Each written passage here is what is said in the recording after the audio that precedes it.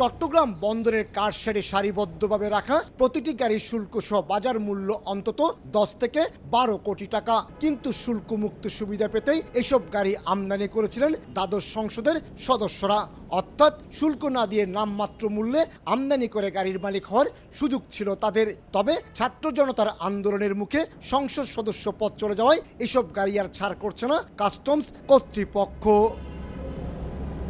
ছাত্র আন্দোলনের পরিস্থিতি আজ করতে পেরে গত জুলাই মাসে ক্রিকেটার সাকিব আল হাসান, অভিনেতা ফেরদৌস এবং ব্যারিস্টার সুমন সহ তৎকালীন 7 সংসদ সদস্য চট্টগ্রাম থেকে তাদের গাড়ি ছাড় করে নেন। এতে 75 কোটি টাকার বেশি রাজস্ব হারিয়েছে সরকার। সাবেক সংসদ সদস্য জান্নাত আরা হেনরি এবং মুজিবুর রহমান মঞ্জু সমস্ত প্রক্রিয়া সম্পন্ন করলেও গাড়ি খালাস নিতে পারেনি। এছাড়া অনুপম শাহজাহান জয় এবং এবিএম আনিসুজ্জামান নামে আরও 2 সাবেক এমপি গাড়ি ছাড় করাতে নথিপত্র জমা দিয়েছিলেন। এই 4টি গাড়িও এখন কাস্টমসের জিম্মায়। যেহেতু সংসদটা আমাদের ভেঙে গিয়েছে, এই বিষয়ে শুল্কমুক্ত সুবিধা তারা পাবেন কি না সে বিষয়ে সদয় দিক নির্দেশনার জন্য আমরা জাতীয় রাজস্ব বোর্ডে একটি পত্র প্রেরণ করেছি চিটাগাং কাস্টম হাউস থেকে। সেই পত্রের আলোকে জবাব পাওয়ার পরে জাতীয় রাজস্ব বোর্ডের নির্দেশনা অনুযায়ী আমরা পরবর্তী কার্যক্রম গ্রহণ করব।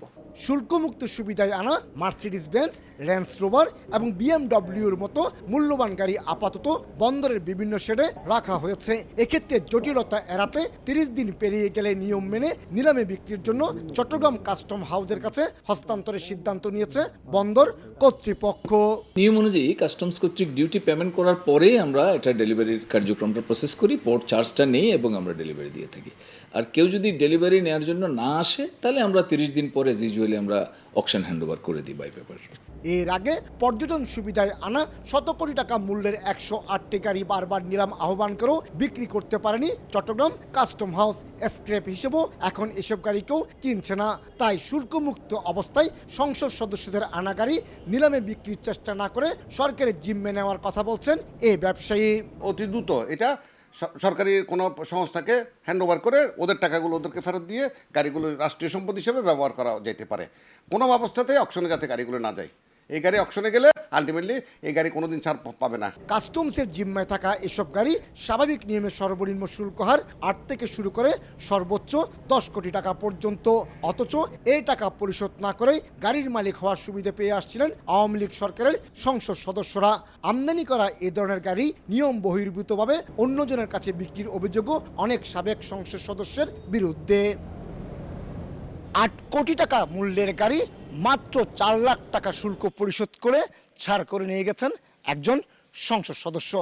সাম্প্রতিক সময়ের ঘটনা এটি। এ ধরনের অসংখ্য সংসদ সদস্য মহামূল্যবান গাড়ি এনে ফেলে রেখেছে চট্টগ্রাম বন্দরের কারশেডে, কিন্তু এখন তাদের এমপি পদ নেই। তবে এই গাড়ির ভবিষ্যৎ কী হবে তা নির্ধারণ করবে জাতীয় রাজস্ব বোর্ড। চট্টগ্রাম বন্দরের কারশেড থেকে কমল দে, সময় সংবাদ।